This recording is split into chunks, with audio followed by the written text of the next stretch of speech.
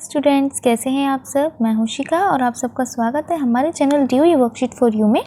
आज हम करने वाले हैं क्लास 7th के लिए सोशल साइंस की वर्कशीट नंबर 6 है। सभी बच्चे अपनी नोटबुक में डेट मेंशन कर लेंगे।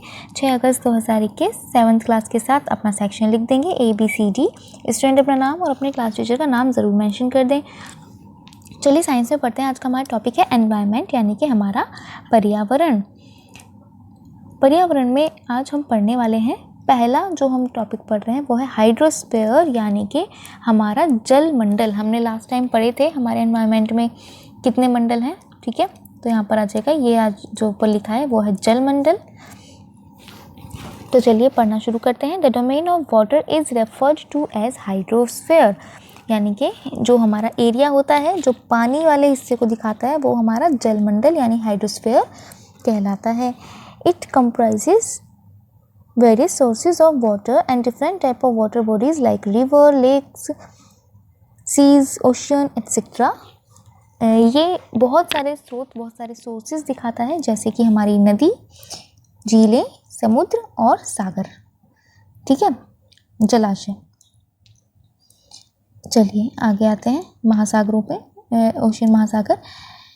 It is essential for all living organism. ये इसेंशियल यानी सबके लिए आवश्यक है, जितने भी जीव हैं, जीवित प्राणी, उन सभी के लिए ये आवश्यक है। Water can occurs in 3 state, solid, liquid and gas. Ice, gas, ठीक है, वेपर, जैसे हमने पढ़ा सॉलिड ये 3 स्टेट में हो सकता है। सॉलिड में, लिक्विड में तो पता ही होगा, वो बर्फ़ भी बन सकता है, वो पानी बन सकता है और फिर वो वेपर बन के उड़ भी सकता है, भाप बन सकता है। तो सॉलिड, लिक्विड, गैस तीनों में हो सकता है। यहाँ पर एक एक्टिविटी दी, जरा पढ़ लेते हैं। Where and in what form have you seen water, write about it. यहाँ पर है कि आपने पानी को कहाँ और किस रूप में देखा है, उसके बारे में बताना है। पानी आप नॉर्मल भी देखते हैं, आपने बर्फ़ के रूप में भी देखा हुआ है, और अगर आपने उसे गैस के रूप में भी देखा है, देखा ही होगा ज़रूर, तो उसके बारे में यहाँ पर लिखें। यहाँ पर आपके अपने शब्दों में होना चाहिए। Do you think water is essential for all living organisms, give reasons. क्या आपको लगता है कि पानी वाकई सबके लिए ज़रूरी है? आप उसके यहाँ पर कारण दीजिए कि क्यों ज़रूरी है। अगर आपको लगता है ज़रूरी है तो क्यों वो ज़रूरी है, लगता है नहीं ज़रूरी है तो क्यों ज़रूरी नहीं है। अब आते हैं हम एटमॉस्फेयर में। एटमॉस्फेयर होता है हमारा वायुमंडल, ठीक है। वायुमंडल के बारे में पढ़ते हैं। दूसरा मंडल हमारा यही है, वायुमंडल, जो आज हम पढ़ने वाले हैं। The atmosphere is the thin layer of air that surrounds the earth. जो पृथ्वी के बाहर की एक लेयर होती है वो हमारी एटमॉस्फेयर होती है। The gravitational force of the earth holds the atmosphere around it. जो पृथ्वी का ग्रेविटेशनल फोर्स है वो यहीं पर, जो पृथ्वी के चारों तरफ होता है वो यहीं पर कंट्रोल होता है, ठीक है, होल्ड होता है, यानी कि रुका रहता है, थमाव होता है उसका। It protects us from the harmful rays and scorching heat of the sun. ये हमें बचाता है उन हार्मफुल रेज से जो बाहर की तरफ से पृथ्वी के अंदर प्रवेश करती हैं, और जो सूरज की हार्मफुल किरणें होती हैं उनसे भी हमारी रक्षा करती हैं, ठीक है। ओजोन लेयर के बारे में सुना होगा, तो वो यही होता है। It consist of a number of gases, dust and water vapour. ये क्या क्या रखता है अपने अंदर? गैसेस होती हैं इसके अंदर, डस्ट होती हैं और वेपर्स भी होती हैं, वाटर वेपर्स भी होती हैं, तभी हमारे तक वो गलत किरणों को नहीं आने देती हैं, ठीक है। जो भी रेज होती हैं हार्मफुल उन्हें नहीं आने देते। लर्निंग बाय डूइंग, चलिए करके सीखते हैं। We see various incidents in atmosphere like flying of airplane, flying of birds, twilight of stars, etc. Make a list of such incidents and explain the importance of atmosphere. हमने बहुत सारी चीज़ें अपने atmosphere में देखी हैं, जो हम देखते हैं, जहाज़ का उड़ना, पक्षियों का उड़ना, तारों का टिमटिमाना, ठीक है। तो आप भी एक लिस्ट बनाइए जो ऐसी घटनाएं दिखाता हो जो हमारे एटमॉस्फेयर में होती हैं, उसकी इम्पोर्टेंस बताइए, ठीक है। ऐसी घटनाओं की सूची बनाएंगे और इम्पोर्टेंस ऑफ एटमॉस्फेयर बताएंगे कि वायुमंडल की क्या क्या महत्वता है। Let us know the air in earth's atmosphere is made up of approximately 78% nitrogen and 21% oxygen. जो हमारा एटमॉस्फेयर है वो कैसे बना हुआ है? उसमें 78% नाइट्रोजन है एंड 21% ऑक्सीजन है। Air also has a small amount of other gases. हवा में और भी छोटी छोटी गैसेज होती हैं, मतलब उनका छोटा छोटा हिस्सा होता है, such as carbon dioxide, neon and hydrogen etcetera. ये सभी गैसेज होती हैं, लेकिन सबकी मात्रा कम कम होती है, बहुत थोड़ी थोड़ी होती है। Plant and animal kingdom together make biosphere और द लिविंग वर्ल्ड। जो पेड़ पौधे होते हैं और जो जानवर होते हैं, जितने भी जंतु होते हैं, वो सब मिलकर बनाते हैं बायोस्फीयर, यानी कि हमारा जैव मंडल। ठीक है, उसे हम जैव मंडल बोलते हैं, जहाँ पर जीव रहते हैं। It is a narrow zone of the earth where land, water and air interact with each other to support life. ये वो जगह है जहाँ पर भूमि, जल और हवा, ये तीनों एक दूसरे के साथ इंटरेक्ट करते हैं, मिलते हैं, ताकि वो जीवन को संभव बना सकें। ठीक है। क्वेश्चन नंबर 1 है, what do you understand biosphere. यहाँ पर है कि आप बायोस्फीयर यानी कि जैव मंडल से क्या समझते हैं। अभी हमने पढ़ा जैव मंडल वो जगह है जहाँ पर जल, थल और वायु तीनों एक जगह मिलकर ऐसे इंटरेक्ट करते हैं एक दूसरे के साथ कि वो जीवन को संभव बना सकें। हमने अभी ये लाइन पढ़ी ना, तो यहाँ पर आप यही लिखिए, it is a narrow zone of the earth. It की जगह आप बायोस्फीयर यूज़ कर सकते हैं। ठीक है, यहाँ पर नाम लिख सकते हैं, biosphere is a narrow zone. तो आप आंसर लिखेंगे यहाँ से यहाँ तक। ये है हमारा क्वेश्चन नंबर 1। ठीक है। क्वेश्चन नंबर 2 है, name the 5 layers of the atmosphere. Atmosphere की 5 लेयर्स के नाम बताने हैं। आपको अगर याद हो तो हमने कल 5 लेयर जो एटमॉस्फेयर है उसकी 5 लेयर्स पढ़ी थी। लास्ट वर्कशीट में तो हमने एनवायरनमेंट की एटमॉस्फेयर ये सब पढ़े थे, एंड हाइड्रोस्फेयर, एटमॉस्फेयर, बायोस्फेयर, है ना। तो चलिए, लेयर्स ऑफ एटमॉस्फेयर यहाँ पर है, ये देख लीजिए आप। यहाँ पर है exosphere, thermosphere, mesosphere, stratosphere and troposphere. ये 5 लेयर्स हैं जो हमारे एटमॉस्फेयर को बनाती हैं। ठीक है, तो इन पांचों के नाम आप यहाँ पर लिख देंगे। यहाँ से देखकर आप इन पांचों के नाम यहाँ पर मेंशन करेंगे। यहाँ पर एटमॉस्फेयर की लेयर पूछी है। ठीक है, तो इन पांचों के नाम आएंगे। हम पहले टाइप्स ऑफ एनवायरनमेंट बताने लगे थे। तो चलिए अब चलते हैं। यहाँ पर हमारी वर्कशीट समाप्त होती है। Covid appropriate behaviour, to stay safe in fight against कोविड-19 वियर अ मास्क। तो बच्चों, हमारी अगली वर्कशीट है मैथमेटिक्स की वर्कशीट क्लास 7 के लिए। सभी बच्चे अपना सेक्शन ज़रूर मेंशन करेंगे अपनी क्लास के साथ। वर्कशीट नंबर 6 है, डेट है 6 अगस्त 2021। स्टूडेंट अपना नाम लिखेंगे और क्लास टीचर का नाम लिखेंगे। चलिए, तो आज हम मैथमेटिक्स में पढ़ने वाले हैं integer properties of multiplication. Properties of integers under multiplication. Multiplication में आज हम इंटीजर्स पढ़ने वाले हैं, प्रॉपर्टीज़ पढ़ने वाले हैं। तो चलिए शुरू करते हैं। क्लोजर प्रॉपर्टी, पहली प्रॉपर्टी है closure property for all integers a and b। a into B is an integer. Example 7 into minus B is equal to -28। 7 -4 and -28 all are integers. देखिए, चाहे वो पॉजिटिव है चाहे वो नेगेटिव है, ये सभी हमारे इंटीजर्स कहलाते हैं। ठीक है। Commutativity for any 2 integers a and b, a into B is equal to b into a। Example ये, इसमें हमारा कम्यूटेटिविटी के लिए क्या होता है, देखिए a इंटू बी बराबर है b इंटू ए के। इसका मतलब है आप 4 इंटू 5 करें या 5 इंटू 4 करें, दोनों का आंसर सेम ही आना है, बराबर ही होगा। Multiplicative identity for any integer a into 1, 1 into a is equal to a। हमारा एक मिस हो गया ऊपर, चलिए पहले से कर लेते हैं। मल्टीप्लिकेटिव आइडेंटिटी है, आप किसी भी नंबर को अगर 1 से मल्टीप्लाई करते हैं तो वो नंबर अपने आप से ही आता है। ठीक है, अगर आप -9 की 1 से करेंगे तो -9 आएगा। 1 किसी को भी चेंज नहीं करता, वो आपको एज इट इज़ छोड़ देता है। मल्टीप्लिकेशन बाय 0, आपको पता है for any integer a into 0 is equal to 0। आप किसी भी संख्या का अगर 0 से मल्टीप्लिकेशन करेंगे तो वो आंसर 0 आएगा, चाहे वो संख्या प्लस में हो या माइनस में, आंसर 0 ही होगा। एक चीज़ और ध्यान रखें, 0 कभी माइनस में नहीं आता, ये हमेशा प्लस में ही रहता है, पॉजिटिव होता है। ओके, चलिए associativity for any 3 integers a b c, a b into C. देखिए यहाँ पर अगर मैं इस तरीके से लिखूँ 4 इंटू 5, इन दोनों को लिखूँ ब्रैकेट में और बाहर लिख दूँ 3, और फिर यहाँ लिख दूँ 4 इंटू 5 मल्टीप्लाई बाय 3, तो आपको क्या लगता है कि फ़र्क पड़ेगा आंसर पर? चलिए एक बार चेक कर लेते हैं। 4 5 जा 20, पहले ब्रैकेट सॉल्व करते हैं, जैसे आपको पता होगा बॉडमास रूल के अकॉर्डिंग। ऐसे ही 4 को यहाँ छोड़ देते हैं, ब्रैकेट सॉल्व करते हैं, 5 3 जा 15। अब यहाँ पर सॉल्व करते हैं, 23 जा 60, 15 4 जा 60, ठीक है, तो देखिए कोई फ़र्क नहीं पड़ा, आंसर हमारा सेम आया है। ठीक है, तो इससे कोई फ़र्क नहीं पड़ता, A into B into C, A B C, हमारा आंसर बिल्कुल सेम रहता है।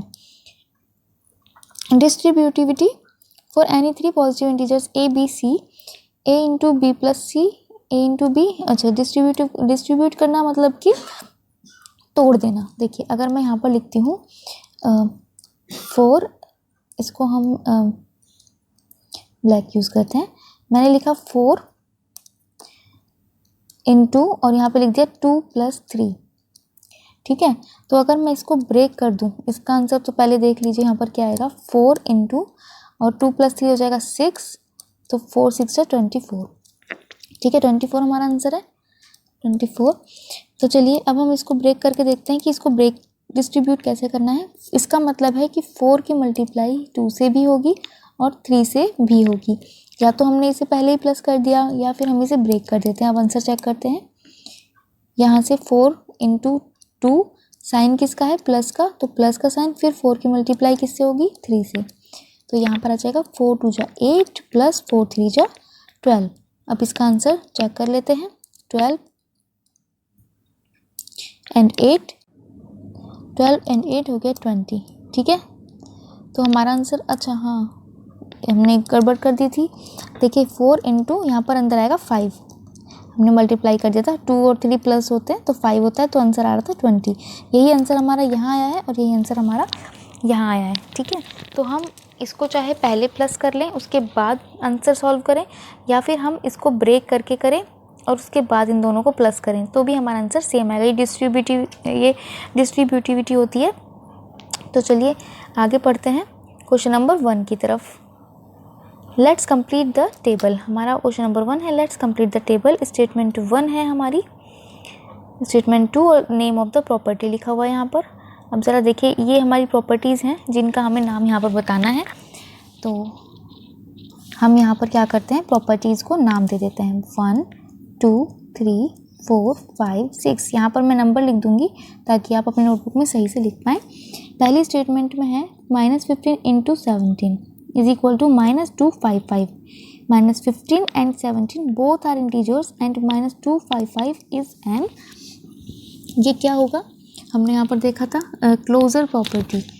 ठीक है, इस पे ध्यान दीजिए, इसमें 7 4 और 28, ठीक है, जो आंसर आया था वो भी क्या था, ऑल आर इंटीजर्स। तो इसमें भी क्या होगा, इंटीजर। तो कौन सी प्रॉपर्टी लग रही है, यहाँ पर आप लिख देंगे इज एन इंटीजर, और इसमें प्रॉपर्टी लग रही है पहली वाली, तो यहाँ पर आप इसका नाम लिख देंगे क्लोजर प्रॉपर्टी। ठीक है, मैंने नंबर लिख दिया है, आप नाम लिखेंगे। सेकंड है 12 - 35 इंटू इज इक्वल टू -420। यहाँ पर 12 ब्रैकेट में -35 है, अगर मैं -35 को पहले लिख दूँ और 12 बाद में लिख दूँ तो आंसर क्या आएगा, क्या मेरे आंसर पर कोई फ़र्क पड़ेगा, नहीं, मेरा आंसर सेम आएगा। यहाँ पर लिख देंगे माइनस का 420। ये कौन सी प्रॉपर्टी है, देखिए ये है ये वाली प्रॉपर्टी, जिसमें हम अगर इनको उलट दें तो भी आंसर सेम आता है। ये है मेरी सेकंड प्रॉपर्टी, नाम लिखेंगे आप इसका कम्यूटेटिविटी।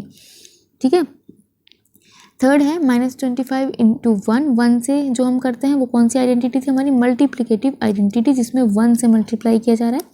ठीक है, तो यहाँ पर आ जाएगा 17 17 × 17। ठीक है, तो यहाँ पर हमारी प्रॉपर्टी है नंबर 4। 0 इंटू 71 क्या आ जाएगा, 0। ये हमारी कौन सी प्रॉपर्टी है, मल्टीप्लिकेशन बाय 0, है ना, ये हमारी थर्ड प्रॉपर्टी है। और यहाँ पर आएगा 23 इंटू 0 इज इक्वल टू 0। फिर है 10 इंटू -3 इंटू 12 -360। अब यहाँ पर क्या था, ब्रैकेट चेंज कर दिया, हमने यहाँ पढ़ा था कि अगर ब्रैकेट चेंज कर दे लेकिन अगर हर जगह साइन मल्टीप्लाई का है तो आंसर सेम रहेगा। तो यहाँ पर भी आंसर आएगा -360। और ये हमारी कौन सी प्रॉपर्टी है, नंबर 5 की। नाम लिखेंगे आप एसोसिएटिविटी। ठीक है, 5 इंटू 3 + 2, 5 इंटू ये है, हमने तोड़ कर लिखा देखो इसको। ठीक है, इसी तरीके से यहाँ पर है 15 इंटू 6 और 15 इंटू 4, दोनों को मल्टीप्लाई करके फिर प्लस करेंगे, तो फिर देखिए आंसर क्या आता है। इसी को सॉल्व करा इन्होंने। ठीक है, आगे तो ये हमारी थी डिस्ट्रीब्यूटिविटी, यानी कि 6 है, इसको सॉल्व कर लेते हैं। 15 6 जो है यहाँ पर आएगा 90, 15 × 6 = 90, प्लस यहाँ पर आ जाएगा 15 4 जा 60, 15 चौके 60, ठीक है।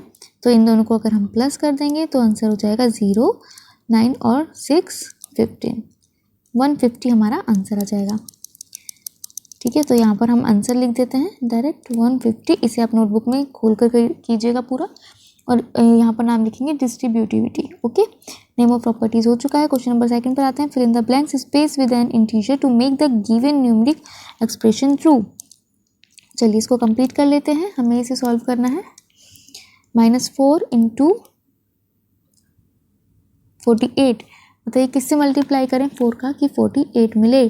तो किस पहाड़े में 4 पर 48 आता है, बताइए 12 पर। तो यहाँ पर आ जाएगा 12, लेकिन आंसर किस में है, प्लस में, और यहाँ पर एक माइनस है। कल हमने पढ़ा था माइनस माइनस होगा तो प्लस बनेगा। अब यहाँ पे प्लस है, इसका मतलब हमें एक और माइनस लगाना है। तो यहाँ पर आ जाएगा माइनस का 12, ठीक है। यहाँ से आप इसको मत हटाना, यहाँ पर आप लिखना -12, ठीक है। फिर आते हैं आगे, मल्टीप्लाई को नहीं हटाना है साइन को, उसको -12 लिखेंगे आप। तो आप इसको ब्रैकेट में लिख दीजिए, क्योंकि दो साइन एक साथ नहीं शो करते हैं, ठीक है।